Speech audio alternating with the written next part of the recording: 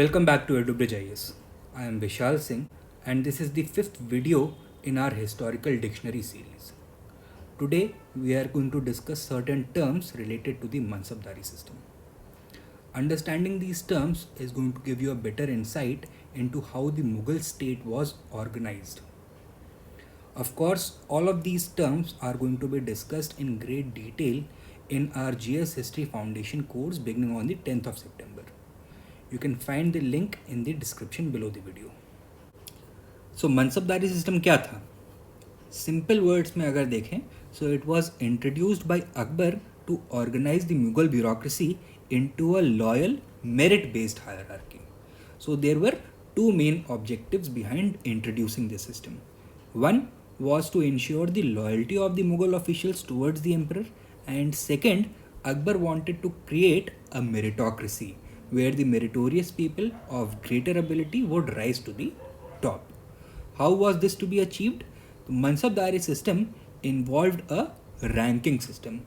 Every Mughal official, commander or aristocrat was given a dual rank. कौन सी दो ranks होती थी? One was known as Zat and the other was known as Sawar. So Zat and Sawar were the two ranks held by every Mansabdar. Zat क्या था? It represented the personal rank of the official. इस पे क्या depend करता था? उस official की seniority and hence his pay. तो उसकी सैलरी और सीनियोरिटी ज़ात रैंक पे डिपेंड करती थी, राइट. व्हाट वाज सवार रैंक?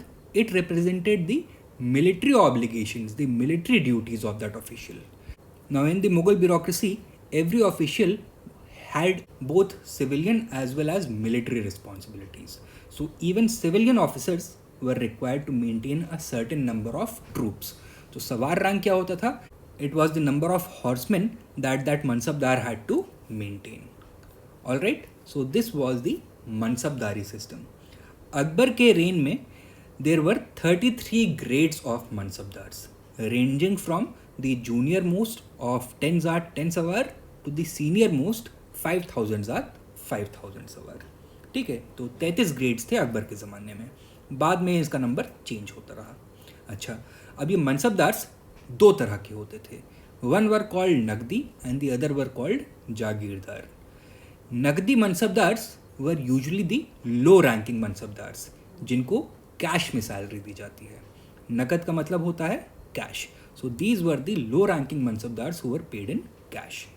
जागीरदार कौन होते थे? These were usually the high ranking mansabdars.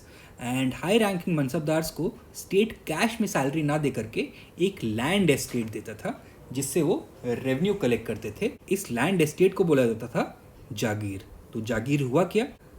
It was a parcel of land given to a high ranking Mughal official in lieu of a cash salary. Now the revenue collected from the jagir was expected to provide not only for the personal salary of the jagirdar but also his administrative and military obligations. तो जितना भी उसका ज़ात और सवार expenditure है वो जागीर के रेवेन्यू से निकल जाएगा, right. I hope this is also clear. Now jagirs were of two kinds. One was known as tankhwah jagir and the other was known as watan jagir. Tankhwah jagir क्या होता था? These were jagirs which were situated outside the jurisdiction of the holder. मान लीजिए कि एक कोई military commander है जिसको पंजाब में स्टेशन किया गया है, लेकिन उसको पंजाब में जागीर नहीं असाइन करी जाएगी. उसको जागीर कहाँ दी जाएगी?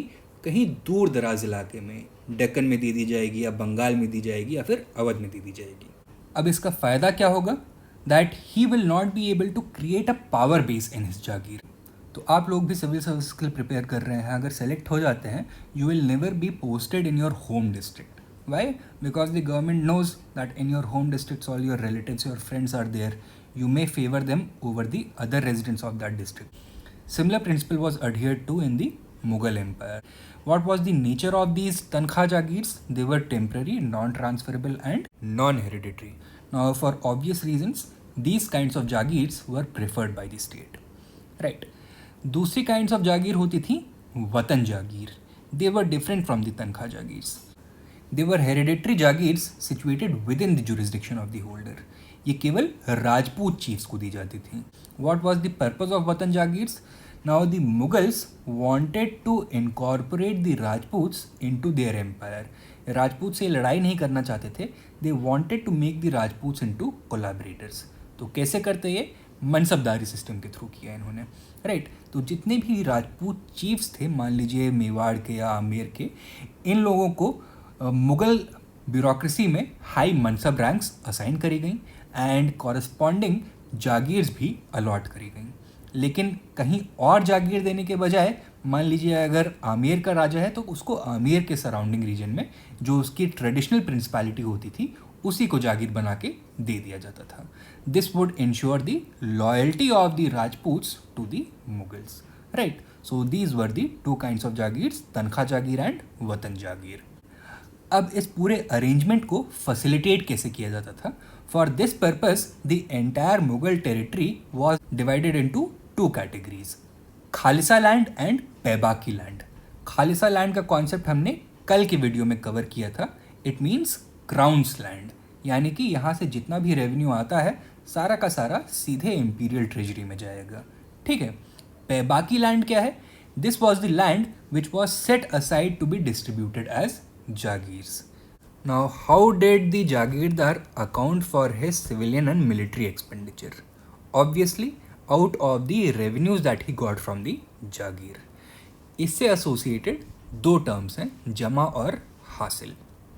जमा का मतलब होता है एस्टिमेटेड रेवेन्यू फ्रॉम अ जागीर। तो जागीर असाइन करते समय कैलकुलेट किया जाता था कि इस जागीरदार के सिविलियन एंड मिलिट्री एक्सपेंसेस कितने होने वाले हैं, और जागीर इतनी बड़ी दी जाती थी कि इन एक्सपेंसेस को वहाँ के रेवेन्यू फुलफिल कर दें, right. So this figure was known as jama, that is the estimated revenue from a jagir. लेकिन जो एक्चुअली हाथ लगता था दैट वॉज नोन एज हासिल। अब जमा और हासिल क्या हमेशा बराबर होंगे? नहीं होंगे। क्यों? क्योंकि revenue actually collected is going to depend on agriculture. अगर क्रॉप्स अच्छी हुई हैं तो कलेक्शन अच्छा होगा, लेकिन अगर क्रॉप्स फेल हो गई हैं तो कलेक्शन खराब होगा।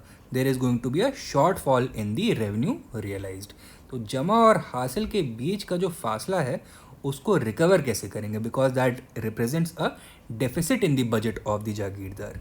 इसके लिए जागीरदार अक्सर बदमाशी करते थे, ज़ोर ज़बरदस्ती करके पेजेंट्स को एक्स्ट्रा टैक्स देने पर मजबूर करते थे। These illegal cesses extracted from peasants by the jagirdars were known as abwabs. अब इसकी वजह से होता क्या था? पेजेंट्स के ऊपर बर्डन ऑफ टैक्सेशन बहुत बढ़ जाता था, as a result of which discontent was very high. This led to frequent revolts and rebellions, which you will find was a constant feature throughout Mughal history. Alright, so these are the important terms and concepts related to the Mansabdari and Jagirdari system. I hope there are no doubts. That is it for today. I hope you learned something from this video, and कल मिलेंगे कुछ नए terms के साथ. Till then, good luck and Jai Hind.